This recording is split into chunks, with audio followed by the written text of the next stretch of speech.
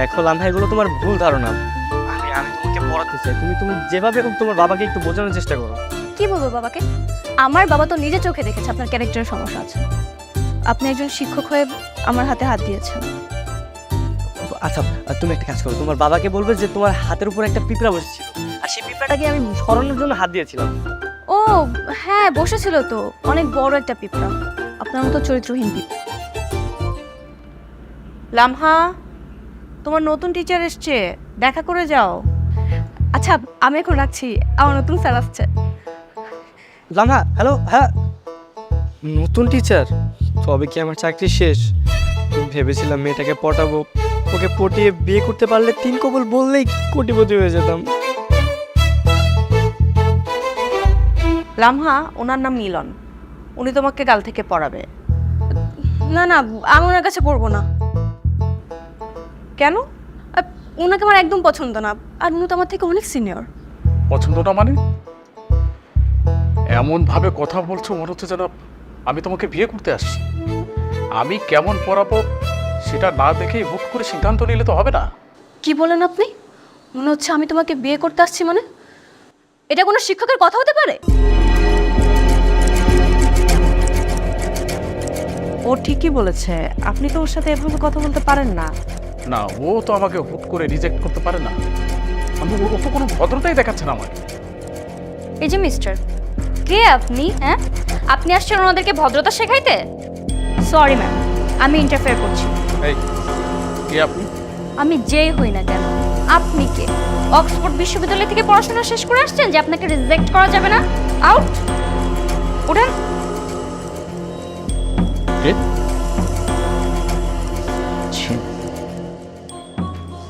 Sorry ma'am, আসলে ওনার মধ্যে ভদ্রতাই নেই। এরকম শিক্ষকের কাছে পড়ার কোনো দরকার নেই। তাহলে টিচার পাবো কোথায়? ভাত সেটালে কাকের অভাব হয় না। মানে? মানে টাকা থাকলে শিক্ষকের অভাব হবে না। আচ্ছা, আপনার পরিচিত ভালো কোনো টিচার আছে?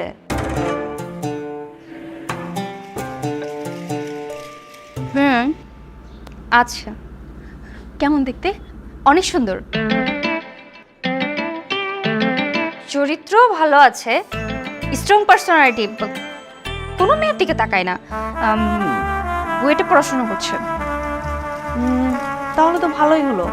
আচ্ছা, ওনাকে কি কালকে আমাদের বাসায় আসতে বলতে পারবেন? আমার মনে হয় না উনি পড়াবেন। কেন? না মানে ওনার তো হার্ভার্ড ইউনিভার্সিটিতে স্কলারশিপ হয়ে গেছে, উনি চলে যাবেন মনে হয়। তাহলে তো কোনো লাভ হলো না।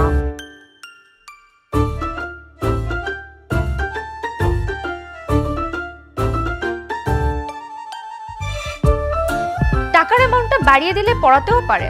আচ্ছা, আমাকে পড়ানোর জন্য ওনাকে কত টাকা দিতে হবে? এই 60-70 হাজার টাকা দিলেই হবে মনে হয়। আচ্ছা বলেন তো, উনি আপনার কেমন পরিচিত? বান্ধবীর কাজিন। আচ্ছা, আপনি ওনাকে কালকে আসতে বলুন, টাকা পয়সা কোনো ম্যাটারই না। অবশ্যই কিন্তু দেখতে অনেক সুন্দর হতে হবে, আর চরিত্রও ভালো হতে হবে। সবই ঠিকঠাক আছে, তবে ব্রিলিয়ান্ট স্টুডেন্ট তো, পড়াবে কিনা আই এম নট শিওর। বলে দেখি যদি আসে কালকে।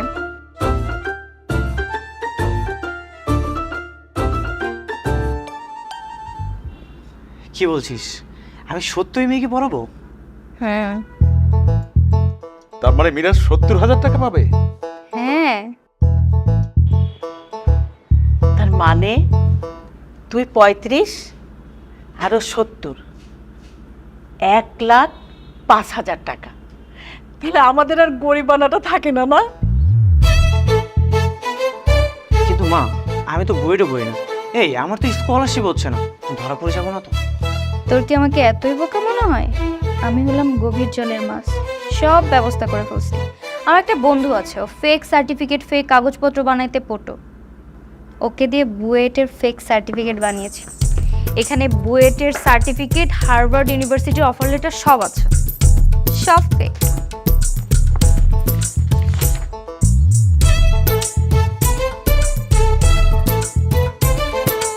আরে বাবা, আমি তো নিজের চোখে বিশ্বাস করতে পারছি না। যদি ধরা পড়োস তাহলে কিন্তু ওরা বড় লোক ছাড় দেবে না, একবারে পুলিশে ধরিয়ে দিয়ে জেলে পাঠিয়ে দেবে।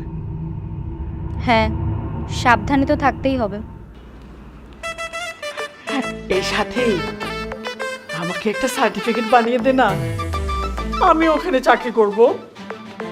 তুমি আবার কি চাকরি করবা? কেন, বুয়ার চাকরিটা আছে না?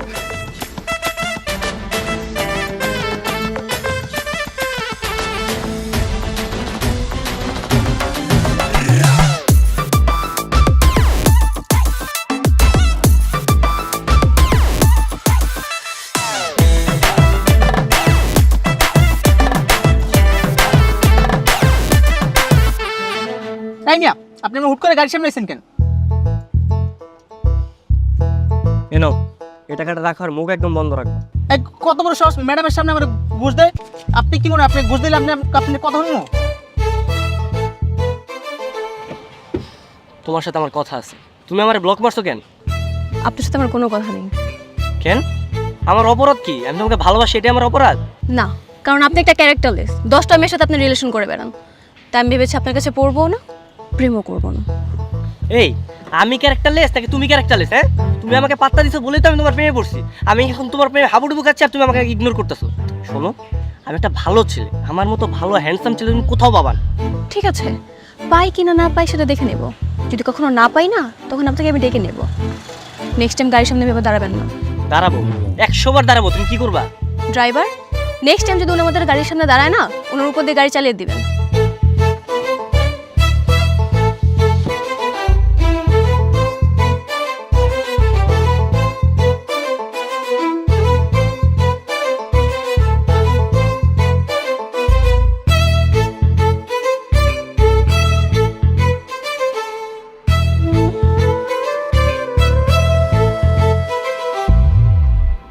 আপনি মিস শায়লা সাথীকে চেনেন? না, মানে উনি হচ্ছে আমার কাজিনের ফ্রেন্ড। আজই ওনার সাথে আমার পরিচয় হয়েছে। ও, বলুন, আপনাকে 70,000 টাকা দেব। এত টাকা দিয়ে আমি কেন একজন প্রাইভেট টিউটর রাখবো?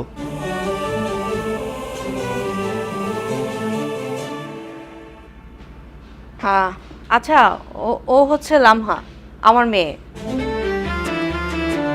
আপনার ওকেই পড়াতে হবে।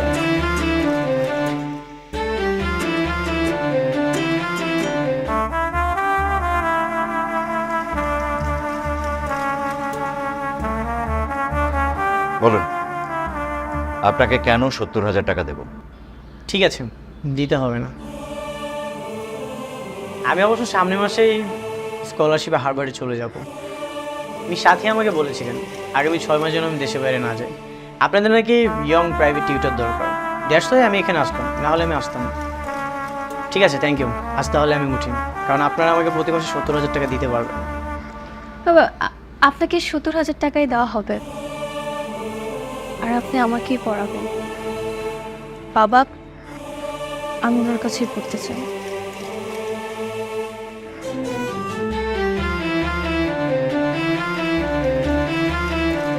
এক্সকিউজ মি, আপনি আমার মেয়ের দিকে তাকালেন না কেন? আমি অযথা কোনো মেয়ের দিকে তাকাই না।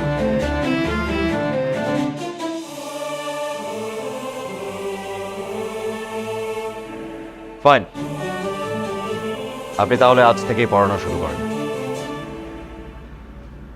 বুয়া, ওনাকে একটু চা নাস্তা দাও। এসো।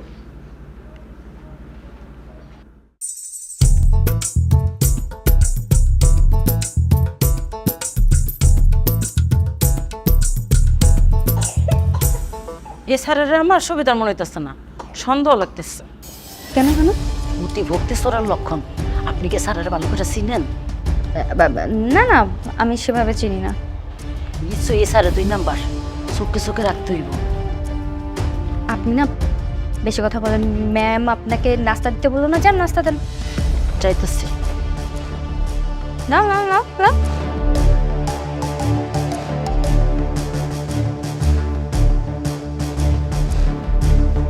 কি করলি তুই এটা?